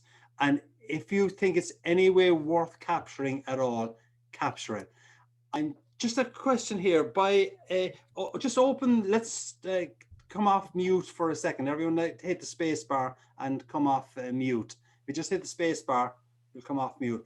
Out of curiosity, what makes you laugh? Anyone want to, what are the kind of things that make you laugh when you're Shock humor. Sorry? Shock humor. Shock humor.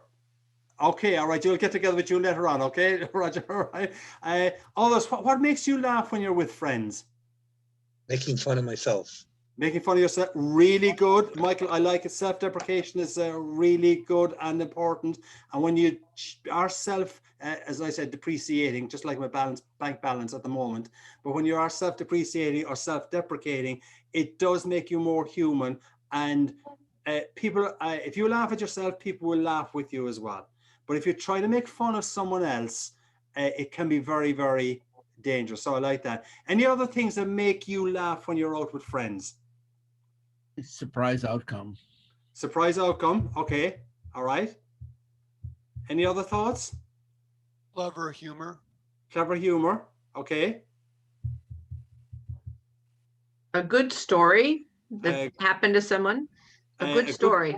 A good story. All right. Okay. I like that, Jana. And here's the point about a good story. If you consider, God alone knows when we all got together and had a really good laugh, but when you're together with friends and you're laughing, in most cases, I would say 90% of the time, you are not laughing at jokes. Would you agree with that? Right. Yeah. Yes. What you're doing is you're laughing at stories, you're laughing at clever humor, you're laughing at surprise endings, you're laughing at quips, etc. And this is the point about adding humor to your presentation. It's not about creating jokes or adding jokes. You can do that, but really what it's about is about life events that when you're with friends having a cup of coffee, or in my case, having a pint of Guinness, soon, Lord, soon. What are the things that you laugh about around the water cooler, around the having your low-fat frappuccino with added whipped cream or whatever it is that would get you laughing? That's the kind of thing that you can add to your presentations. Now, that brings me to the next element of the laugh acronym. And Jana, you were kind of hitting on it there. Next element is anecdote. And what I would ask you to consider is think of stories that you have heard that you laughed at, or think of stories that someone that you told at around the coffee table or somewhere that had other people laughing. And the next point ties in very, very clearly and closely with anecdote. And this is uncomfortable situations. Now, people do say that, you've probably heard the phrase that comedy is tragedy separated by time. You've heard that phrase, yeah? All right. Now, there's a nugget of truth in it, but I think it is far too extreme because there's really nothing, tragedy is far too strong a word. It's pretty difficult to laugh about tragedy. You do hear people make the odd joke about the Titanic, etc. But I mean, that was 111 years ago, 109 years ago kind of thing. There's a nod joke might be made about Lincoln and going to the theater, etc. But really, you don't tell jokes about tragedy. But the nugget of truth in it, though, is that the way to get people laughing is you take a story about you. In a sense, it goes back to self-deprecating, Michael. You tell a story about you where at the time you were really uncomfortable. But now you're actually able to tell your friends about it. They're laughing at it and you're laughing at it as well. That's really the nugget. So for instance, well, I'll give you an example in a couple of minutes time, but how many of you can remember when you were in high school, the jerk that you dated, be it man or woman? A few of you, yeah? Okay, all right. I bet you any money when you were dating that jerk and they broke up with you, you were heartbroken or very, very upset.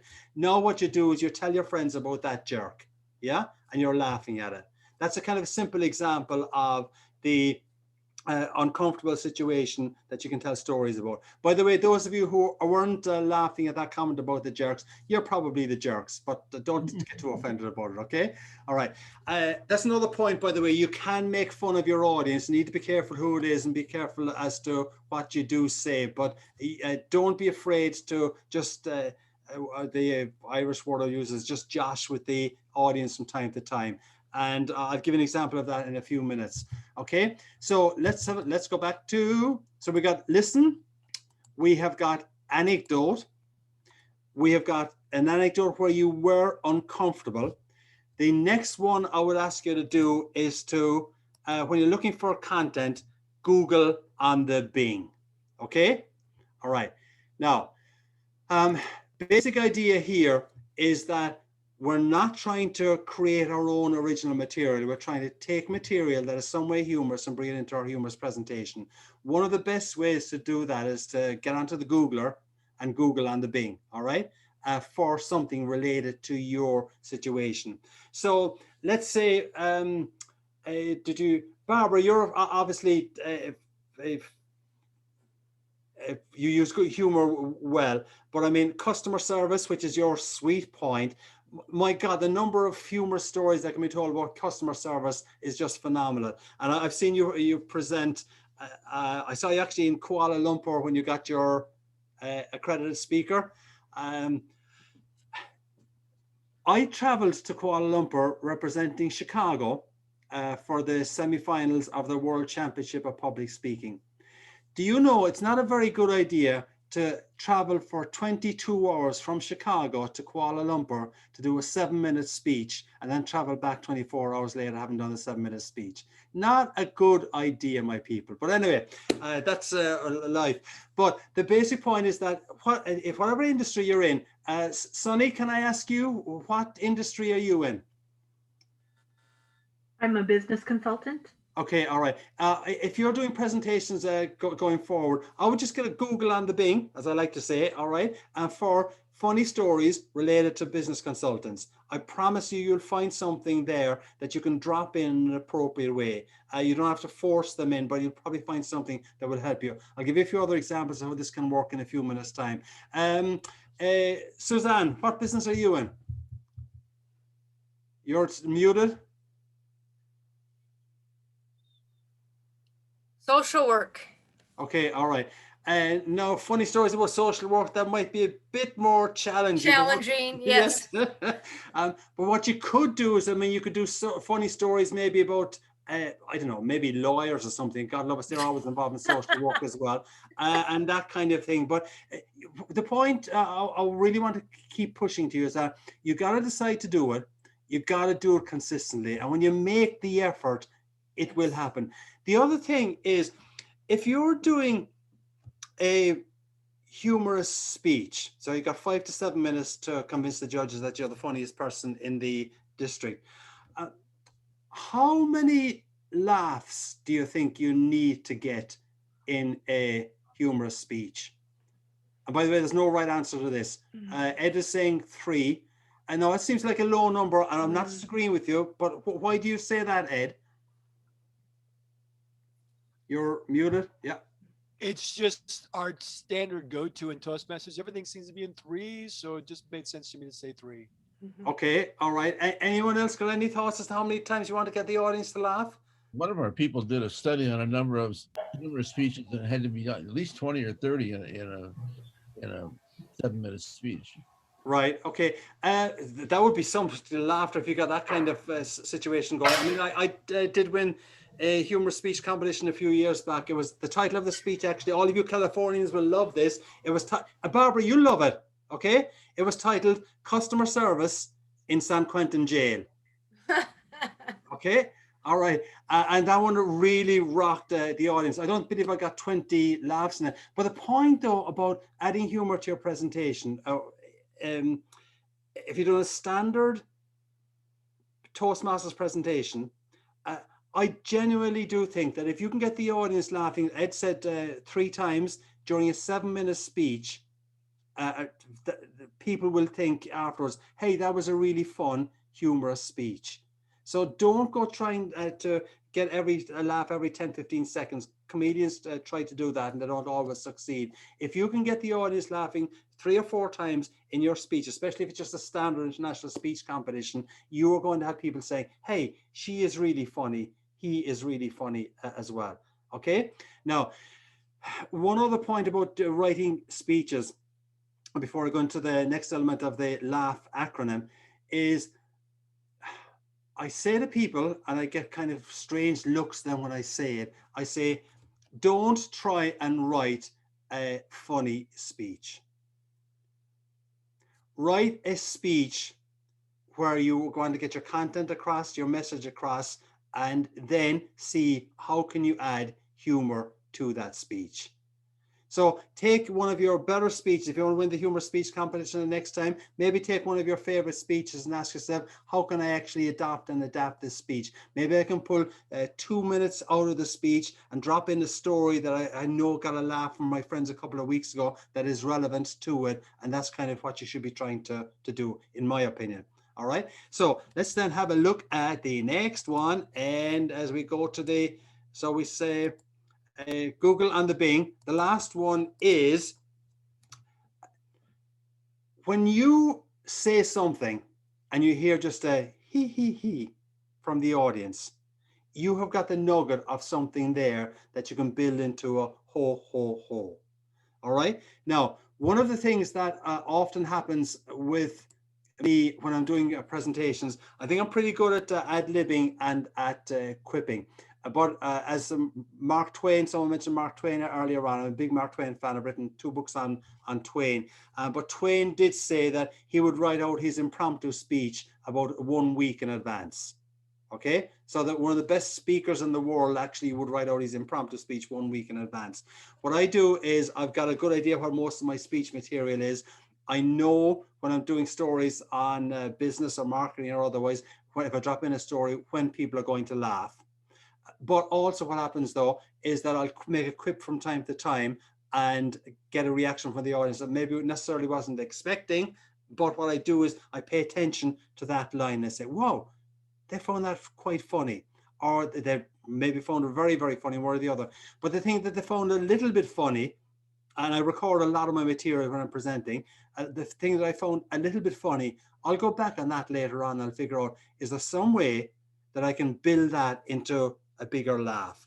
It might be just using one additional word to telling the final punchline. It might be taking out 2 words out of it to tighten it up.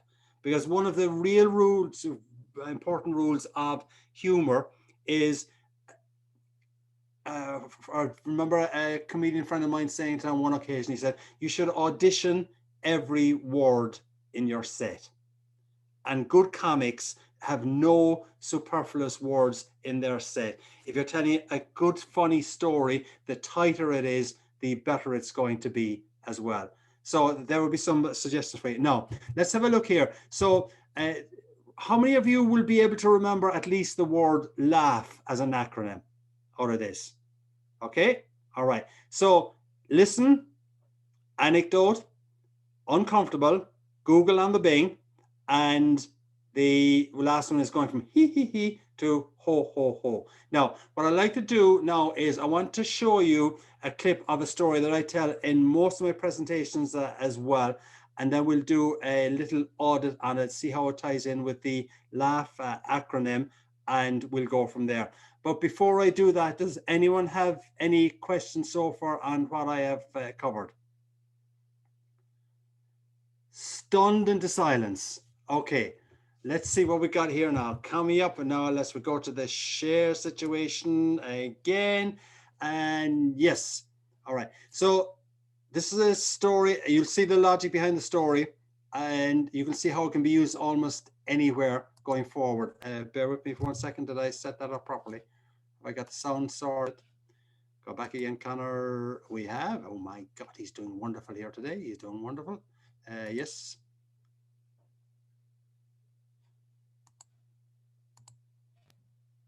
No, we don't want my premiere. We don't. Where has it gone to? Sorry. That's my video editing suite there. Where'd you put it, Connor? Good man. You're doing very well. You really are doing very well. Okay. If you ask yourself, what do I want my attitude to be when things go wrong? You're not going to say, I want to be annoyed. I want to be upset. When you ask yourself the question, what do I want my attitude to be? You're more likely to say, I don't want to be angry. I don't want to be annoyed about this. And having answered that way, you will make some effort not to be angry and not to be frustrated. And I'll give you an example where it helped me a couple of years ago. I was driving in the western suburbs of Chicago in heavy rush hour traffic. Came to a set of traffic lights, turned left at the traffic lights, and a few seconds after turning left, I noticed in my rear view mirror a mobile discotheque. Cop car, flashing lights. So I pulled to the slower lane, he pulled to the slower lane. And I remember saying to myself, well, Holy St. Patrick and St. Bridget. Bit of respect there, please. Holy St. Patrick and St. Bridget, what could that fine officer of the law want from an upstanding citizen like me? Now, that was the gist of what I was thinking. I may have said just one 4-letter word. But for those of you whose mind is in the gutter, the word was oops. Which, as you all know, stands for uh-oh, police, stop. Right. So I pulled into a little small parking lot at the side of the road, and as I was pulling in, I said to myself, now why does he want to speak to me? And the only reason I could figure why he might want to speak to me was when I had turned left at the traffic lights. They were slightly red, but not by a whole lot now, mind you. So he is there on his computer checking me to see if in my case I'm a member of the Irish Republican Army, or even worse, a Cubs fan. Go White Sox! I have to tell you, depending on who I'm speaking to, I obviously try and put in a kind of an answer to that gets a reaction. But when I was speaking up near the Green Bay area a couple of years ago, I made the comment that the cop was checking to see if I was a member of the Irish Republican Army, or worse, a Packers fan. I didn't think I would get out of that room alive.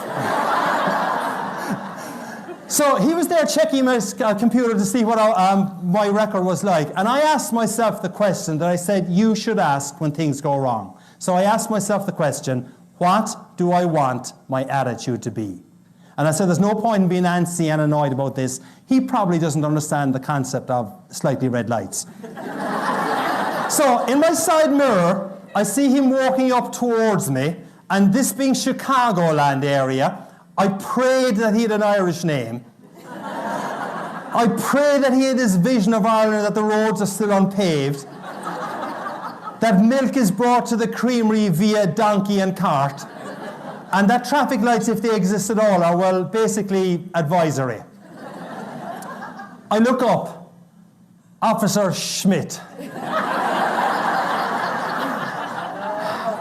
who proceeded to tell me in minute detail what I had done wrong. He asked for my license and he asked for my insurance. Now, none of this is made up, I promise you. I had asked myself the question, what do I want my attitude to be? As he is looking at my license, he says to me, sir, I like your attitude. I'm thinking, woohoo, I'm getting away with this. Then he looks at my insurance and he says, sir, your insurance certificate is out of date. My wife normally looks after that, officer. He smiled. I think he realized he was dealing with one more administratively incompetent husband. Ladies, you know the story, I'm sure. And he just handed back the insurance certificate to me and he said, look, take it easy on that one. Now, I should tell you that this event happened on the 16th of March. Okay? One day before St. Patrick's Day. So the rest of the conversation went as follows. We're having great, good fun, and as you will see, it continued that way. So the rest of the conversation went, how much will this cost me, officer? He said, I'll cite you for the red light. I'll leave you go on the insurance. That'll cost you $75, sir. $75? Do you know how many pints of Guinness I can get tomorrow for $75? The guy cracked up laughing. I think he thought I was on crystal meth. And he said to me, sir, if I was to cite you for the red light and the lack of insurance, this would be significantly more expensive. You'd have to go to a traffic court. So I said, thank you, I appreciate the break you're giving me. I pulled into a very small parking lot with only one access and egress, so I had to turn the car around and drive by Officer Schmidt. As I drove by Officer Schmidt, I kid you not, he waved to me with a genuine smile. That was how the conversation had gone. And I said, this is crazy. This guy's waving to me with a genuine smile and he's after fining me $75. And I waved back to him with a genuine smile saying, this is really crazy. He's fined me $75 and I'm waving back to him. But what Officer Schmidt, though, would not have known was that for only $75, I had got a really memorable anecdote about the importance of asking yourself a really powerful question when things go wrong. And when things go wrong, and they will for every single person in this room at some stage, the question to ask yourself is, what do I want my attitude to be? It's a powerful question. If you get stuck in a traffic jam on the 88 this afternoon or 355 or going home, and there's nothing you can do about it, ask yourself the question, What do I want my attitude?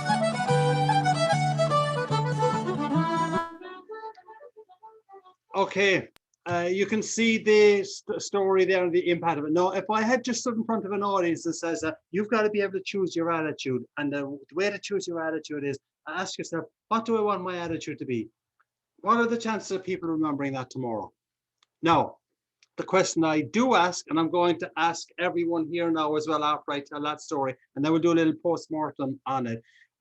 What are the chances of you tomorrow, just by show of hands, what are the chances of you, well, assuming we're out driving tomorrow, what are the chances of you tomorrow seeing someone stopped at the side of the road with a mobile discotheque behind them? Pretty high? Yeah, all right.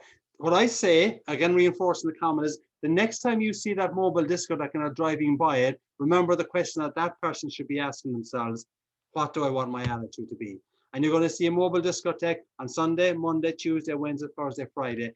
The more you ask yourself the question, think about what do I want my attitude to be, you'll be able to bring it into the workplace and into your environment as well. And that's the power of a good storytelling there. Now, a couple of points about that story. I did say, I'll do a little bit more forensics in a couple of seconds time.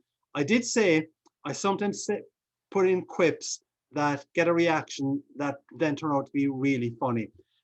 When I told the story about the Packers, I was up in Packerland and I said the cop was checking to see if I was a member of the Irish Republican Army or even worse, a Packers fan. The audience laughed. At one of the presentations, I said, just in passing, I didn't think I would get out of that room alive up in Green Bay. If you can recall this video there, and I can give you a link to it later on, that line gets a huge laugh. Now, what is funny about, I didn't think I would get out of that room alive. Take it just as one sentence, there's nothing funny about it. But when you actually juxtapose it with the kind of previous content, that's when it really clicks. But that's an example of something I just said in passing one time. I realized, hey, that got a really good reaction. And as a result of that. Okay, the other one I talk about, speaking about making fun of your audience. When I'm in Chicago, that was in Chicago, that the video you saw there, I made fun of the Cubs.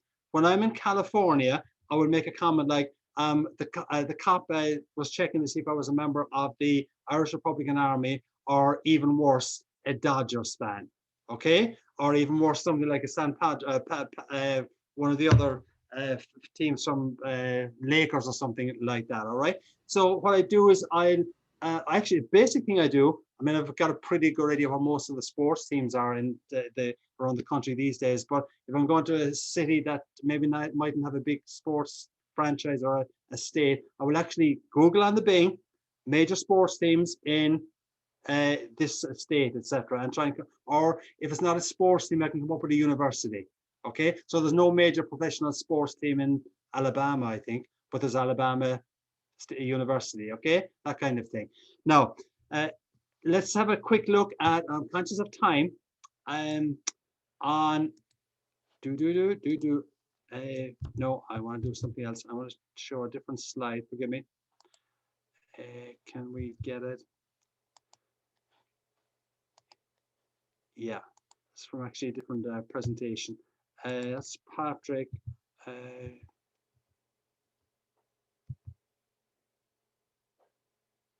Okay. I titled the speech "The Mobile Disco," and just a couple of things about it. I was checking my side mirror. I saw the cop coming towards me, and I prayed that he had an Irish name. So what I did was I exaggerated the heritage there, exaggerated my expectations. I now put in a line into that story that you didn't see there, but I say, I pray that the cop's firstborn child was just christened last Saturday, and the child's name was Murphy Flynn O'Flaherty. That actually gets a much better laugh than some of the other ones I've done there. The insurance, when he said your insurance is out of date, I looked up at him and said, my wife looks after that. That normally gets a very good reaction, but I always make sure though that I'm seen to be the total idiot at the end of the presentation though. And I'll tell another funny story about what happens when I went back and told my darling wife that I had got the ticket. But relationships, I tell quite a few stories about my relationship with my wife during these presentations. And as was preferenced, I think, by Michael, I'm always the guy that turns out to be the idiot at the end of it. The $75 that asking the question, do you know how many pints of Guinness I can get for $75? That again is playing to my heritage, to people's perception of the Irish being drinkers, etc. Another one that is interesting on this, and this is about just changing the way I change my material from time to time. I said to the cop, $75 pint of Guinness. Do you know how many? I said the cop thought I must have been smoking crystal meth. Okay, that got a huge laugh. I actually rarely use that line anymore, because what I now use, I said that the cop, I think, thought I was smoking something, which does not get as funny a laugh, believe it or not. But the reason why I dropped the crystal meth is I realized as going around the country, there's so much of the country that's been decimated by crystal meth. I just thought it was a kind of a cheap laugh to get. So in that sense, what I did there was I kind of sacrificed the funny laugh for one that would also be funny, but I didn't want to be kind of making the audience feel uncomfortable or upset in that kind of a way. So that's just the examples there of the way that if you take that story and tie it in with laugh, okay? I think the first few times I told that story would have been just to friends, and there was some kind of humor popped into it. I then realized, hey, I can probably bring this to a presentation. The first few times I did that, I got reasonable laughs, and I developed it over a period of time as I heard what would improve it by listening to our audience reaction and getting a few comments from people as well. So that L is for laugh. A is for anecdote. It's obviously an anecdote where I was, uncomfortable. Okay. G then is for Google. I would Google things like something about the place I was speaking to that would allow me to add it into the presentation. And the H is taking something that might have got a small little titter initially that I built into something big. I'm going to have to leave it there again because we're running out of time. But does anyone have any questions or comments before we say, I'm going walking the road again? This, by the way, is the Chicago equivalent of the 401, by the way. Okay. Any thoughts or comments? Yeah, you have to be just a little bit outrageous, but know where the red line is. That's true. And the problem with the red line these days, Tim, is there's got a lot closer to you. So you got to be really careful on the red line. Anyone got any other comments or thoughts? Connor, yes, one of the best humorists in a lot of humor contests, but one of the best humorous responses is applied to something that I never really thought of in the formula. And you used the word uncomfortable, and the presentation that I did that got such great reaction humor-wise was I dressed extremely conservatively and role-played an area governor visiting the worst club in the world. And then, of course, they did all of those things that you as an area governor would tell them, don't do this, and make sure you have a guest book, and, you know, be prepared to start on all those things. They were doing everything wrong. And so you can see the uncomfortable nature that I was in visiting this unbelievably big club and make all the mistakes that you might have made. I misidentified somebody by gender, and you know, you did everything wrong and you were still suffering through it. So the audience really got a kick out of that. Yeah, and what you were doing there, I think probably, Tom, to some extent as well, as you're looking at taking some of the pain points. I'm sure everyone in this call thinks that the Toastmasters pathways is the bee's knees and the cat's pajamas. Yeah, everyone loves it. I can drop that into every single presentation at a Toastmasters club, and I get that kind of reaction from you, because I mean, it's like kind of driving people crazy. So if you can find a pain point and then play it back somewhere or other, that's another way to really connect with your audience as well. But again, as Tim was kind of highlighting, you got to be careful about, you mentioned the red line, you got to be careful about that as well. Okay, if there's no other questions or comments, I will hand it back to Mr. Jemison, or is it to our Toastmaster we're heading back to? Sonny? Well, let's have a couple words first before I close it up.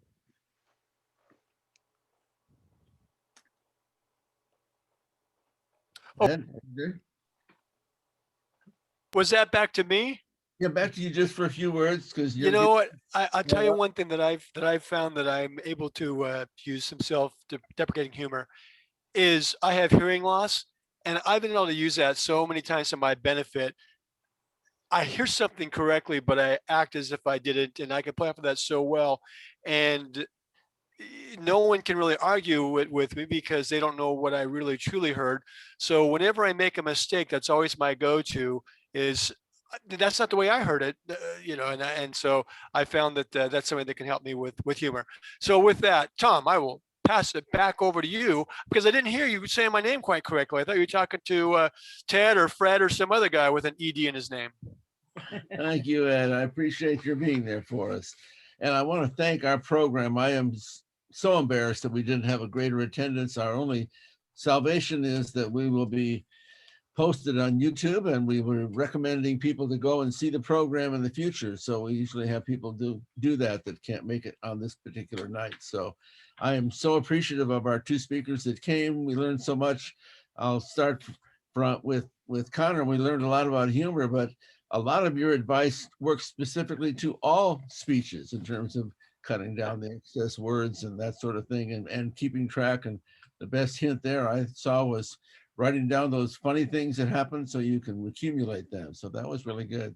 And as far as Barbara, she should be a must call upon to speak at every officer training at every district, because that's those pieces of information on how to treat and a concept that many Toastmaster clubs don't think about, treat your guests as your customers. And that's a concept we need to all bring into our meetings, and so that we value them as guests. So thank you so much, both, for being here, and maybe we'll get together sometime in the future when we get to really see each other in person. And thank you again for coming. Can I just make one quick point? I said about you never know when you're going to be able to use material. One of the suggestions I didn't have a chance to get around to was I actually capture tweets that I think are humorous as well. So Ed, this one is especially for you.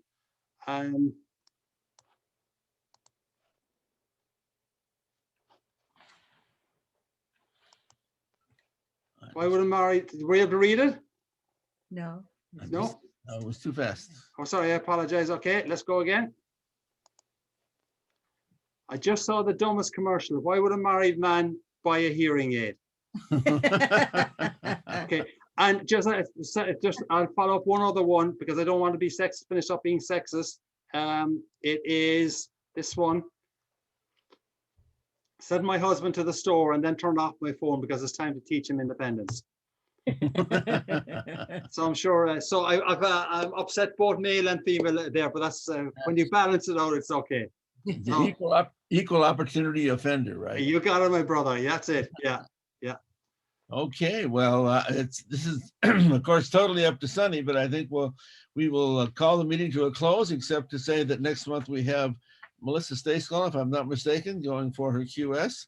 That will be April the 7th, and of course we're always the first Wednesday of every month from 7 to 9. And it's up to Sunny whether we get to hang around a little while and chat as the meeting is called to a close. And thank you so much. We have already called on our district governor, so we are ready to bang the gavel. All right, good stuff. Yeah, I'm happy to leave the room open for a bit.